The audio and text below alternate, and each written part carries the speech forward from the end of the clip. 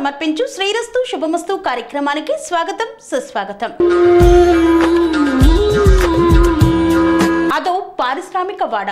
నిత్యం చెమట చుక్కలు చిందిస్తూ జీవనం సాగించే శ్రామికులకు వారి ఆపద సమయంలో అండగా నిలిచింది ఆ సర్వేశ్వరి. అమ్మా అని పిలవగానే తన కరుణ కటాక్షాలు కురిపిస్తూ ఆ భక్తుల పాలిట కల్పవల్లిగా మారింది. ముడుపు కట్టిన వెంటనే వారి కోరికలు తీరుస్తూ నేనున్నానంటూ సాక్షాత్కారం ఇచ్చింది ఆ తల్లి.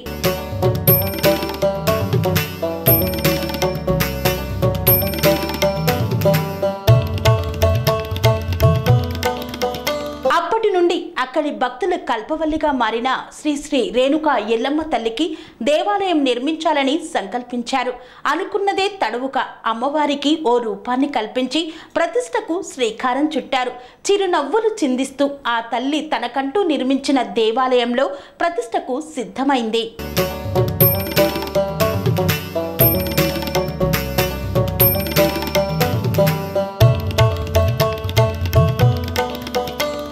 మతంలో ప్రాణ ప్రతిష్ఠ అనేది ఒక పవిత్రమైన వేడుక. విగ్రహంగా ఉన్న రూపానికి ప్రాణ ప్రతిష్ఠ చెయ్యాలంటే సరైన సమయం ముహూర్తం చూసుకుంటారు.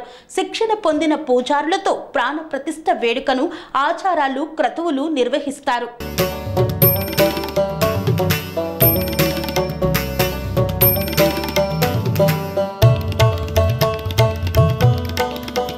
ఎన్నో సంవత్సరాలుగా భక్తుల కోరిన కోరికలు తీరుస్తూ కొంగు బంగారంగా మారిన శ్రీ శ్రీ రేణుకా ఎల్లమ్మ తల్లి విగ్రహ ప్రతిష్ఠ మహోత్సవాన్ని మనం ఇప్పుడు తిలకిద్దాం.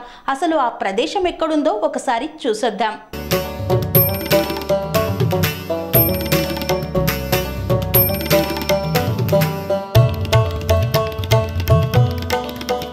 మేడ్చల్ మల్కాజ్గిరి జిల్లా చెర్లపల్లి డివిజన్లోని ఫేజ్ 1లో గల ఐడిఏ కాలనీలో నూతనంగా నిర్మితమైన శ్రీ శ్రీ శ్రీ రేణుకా ఎల్లమ్మ తల్లి దేవాలయంలో శాస్త్రోక్తంగా అమ్మవారి విగ్రహ ప్రతిష్ఠ మహోత్సవాలను ఘనంగా నిర్వహించారు. పారిశ్రామిక వాడలో అత్యంత మహిమాన్వితమైన ఎల్లమ్మదేవి విగ్రహ ప్రతిష్ఠా మహోత్సవాలు అంగరంగ వైభవంగా సాగాయి. ఆలయ ప్రాంగణంలో పంచభూతాల శక్తి ప్రదాయినికి ప్రాణ ప్రతిష్ఠ నిమిత్తం జలాదివాసం పుష్పాదివాసం కార్యక్రమాలను గావించారు. కొబ్బరికాయలు కొట్టి హారతినిచ్చి పూజలు గావించారు.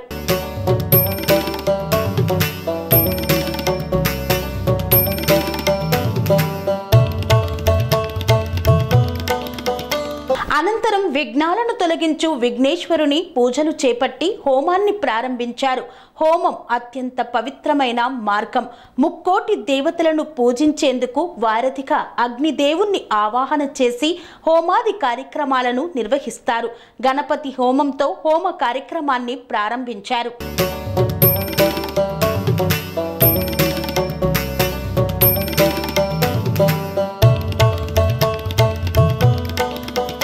ప్రకృతికి ఎల్లమ్మదేవికి ప్రత్యేక అనుబంధం. పుట్టమట్టిని తెచ్చి అమ్మవారే స్వయంగా వచ్చినట్లు భావిస్తారు భక్తులు. అమ్మవారి విగ్రహ ప్రతిష్టలో పుట్టమన్ను తేవడం అత్యంత కీలకం.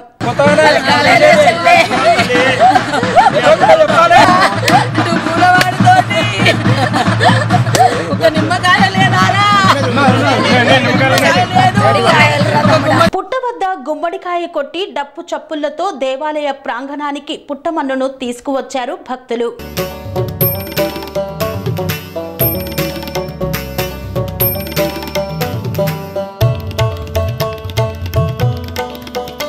దేవాలయ ప్రాంగణంలో యంత్ర ప్రతిష్టకు శ్రీకారం చుట్టారు.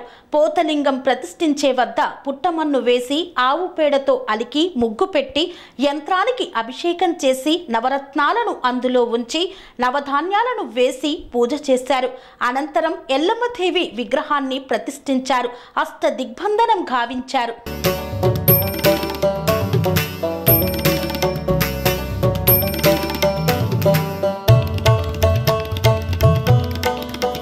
అమ్మవారి విగ్రహ ప్రతిష్ఠ అనంతరం అమ్మవారికి కుంభం పోశారు. కుంభంపై పిండి దీపాలను పెట్టి వెలిగించారు. పసుపు కుంకుమ చల్లి గుమ్మడికాయ కొట్టి నివేదించారు. అనంతరం దేవాలయం చుట్టూ అష్ట దిక్పాలకులకు నైవేద్యం పెట్టి పూజలు గావించారు.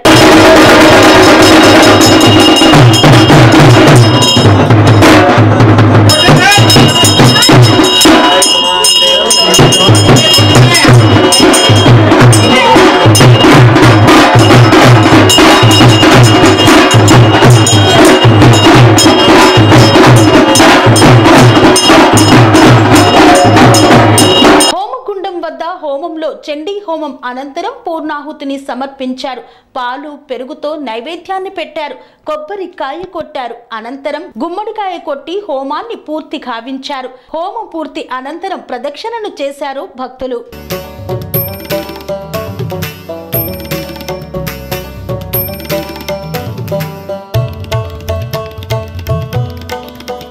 శ్రీ శ్రీ రేణుకా ఎల్లమ్మ తల్లి విగ్రహ ప్రతిష్ఠా మహోత్సవంలో గోమాతను పూజిస్తే సకల దేవతలను ఆరాధించినట్లేనని భావిస్తారు. అందుకే శుభకార్యాలను గోపూజతో ప్రారంభించడం ఆనవాయితీ. ఎలాంటి శుభకార్యమైనా గోపూజను నిర్వహిస్తారు. గోవుల శరీరంలో 33 కోట్ల మంది దేవతలు ఉంటారని మన గ్రంథాలు చెబుతాయి. పండుగలు లేదా వేడుకల ముందు గోవులను పూజించడం ఆనవాయితీ. గోవులోని ఒక్కొక్క అవయాన్ని ఒక్కో దేవుడితో పోల్చుతారు. గోవు నుదురు కొమ్ముల భాగంలో శివుడు ఉంటాడని, ఆవుల గిట్టల్లో గంధర్వులు ఉంటారు కనుక గిట్టలను పూజిస్తే గంధర్వ లోక ప్రాప్తి కలుగుతుందని నమ్ముతారు.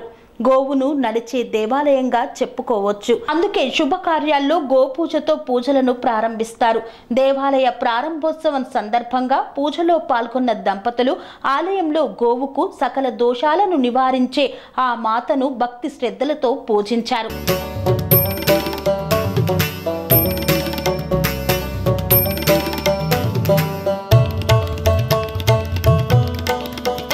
యాగశాలలో నిత్యం పూజ గావించిన కలశ జలాలను తీసుకొని ప్రదక్షిణ చేసి ఆ జలంతో తొలుత అమ్మవారికి అభిషేకం చేశారు.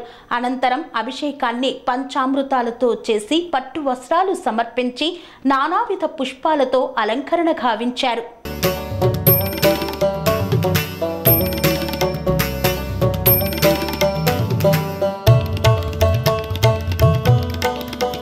ఎల్లమ్మ తల్లి అంటేనే బోనాల సమర్పణ ఉంటుంది. అమ్మవారికి బోనాలు సమర్పించేందుకు మహిళలు అంతా కలిసి బోనం కుండలకు పసుపు కుంకుమతో అలంకరించారు.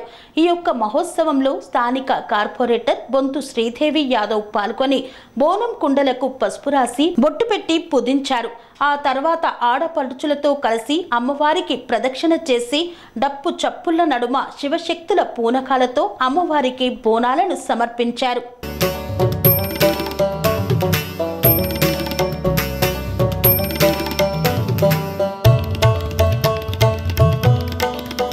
బోనాల సమర్పణ అనంతరం కార్పొరేటర్ బొంతు శ్రీదేవి అమ్మవారికి ప్రత్యేక పూజలు చేసి నైవేద్యం సమర్పించారు. అమ్మవారి బోనాల సమర్పణ అనంతరం విచ్చేసిన భక్తుల కోసం అన్న ప్రసాద వితరణ గావించారు.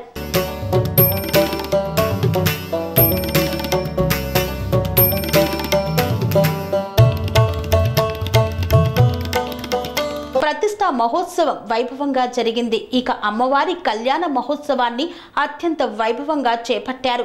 అమ్మవారికి పట్టు వస్త్రాలు సమర్పించి వేద మంత్రాల నడుమ మాంగళ్య ధారణ గావించారు వేద పండితులు.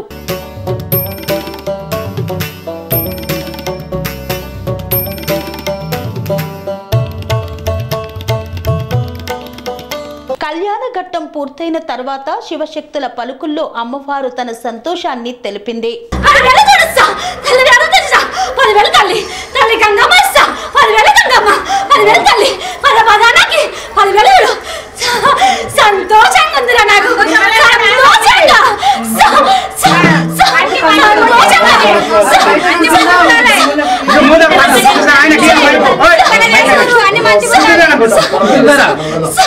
సంతోషంగా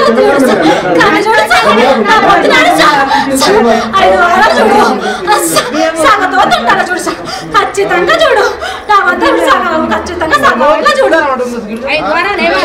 నా పొద్దు నా పొద్దునాడు ఖచ్చితంగా సగ వస్తే చూడు పట్టింది పండుగ చేస్తాడు నా పట్టింది పండుగ చేస్తాడు చూడు 5 వారాలు సాగబోయాలి 5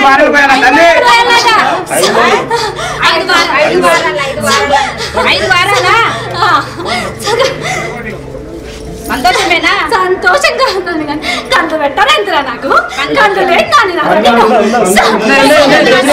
అమ్మవారి స్వామివారికి విచ్చేసిన ఆడపడుచులు భక్తులు ఓడి బియ్యంను పోసి మొక్కులు తీర్చుకున్నారు. దేవాలయంలో విగ్రహ ప్రతిష్ఠా మహోత్సవానికి విచ్చేసిన ప్రముఖులకు దేవాలయ మెమోంటోలను అందజేశారు అక్కడి భక్తులు. పారిశ్రామిక వాడలో అక్కడి భక్తుల కోరిన కోరికలు తీరుస్తూ కొంగు బంగారంగా విరాజిల్లుతున్న శ్రీ శ్రీ శ్రీ రేణుక ఎల్లమ్మ తల్లిని మొక్కుకుంటూ అమ్మా నీవే రక్ష అంటూ అక్కడి భక్తులు ప్రాణమిల్లారు. స్వామి బోధానంద గోసేవ ఆశ్రమం సైథాపూర్. జ్యోతిష్యం వాస్తుశాస్త్రం మన పూర్వీకులు మనకిచ్చిన వరం. దుర్గాదేవి కాలభైరవ ఉపాసనతో వాక్సిద్ధి పొందిన శ్రీ శ్రీ బోధానందగిరి స్వామివారు మీకు ఎలాంటి సమస్యలున్నా వాటిలో ముఖ్యంగా ధన నష్టం, ఆరోగ్య నష్టం, భార్యాభర్తల మధ్య గొడవలు, ప్రేమించుకున్న వారు దూరం అవడం, ఎన్ని సంబంధాలు వచ్చినా పెళ్లి ముడి పడకపోవడం, రోడ్డు ప్రమాదాలు, అప్పుల బాధలు, వ్యవసాయంలో నష్టాలు, పెద్దల మాట పిల్లలు వినకపోవడం, ఆరోగ్య శాంతి, గృహశాంతి, మనశ్శాంతి లేకపోవడం, ఇలాంటి సమస్యలు ఉన్నట్లయితే ఒక్కసారి స్వామీజీని కలవండి. మీ సమస్యలకు తగిన పరిష్కారాన్ని పొందండి. అంతేకాక అన్ని రకాల వ్యాధులకు గోపంచకవ్య మరియు మూలికా వైద్యం చేయబడును. నమ్మకంతో రండి, ఆయురారోగ్యాలతో వర్ధిల్లండి. మా అడ్రస్ స్వామి బోధానంద గోసేవ ఆశ్రమం సైథాపూర్, వీరభద్రస్వామి గుడి దగ్గర, యాదగిరిగుట్ట. సంప్రదించవలసిన నెంబర్ 9849213754 మరియు 9618034138.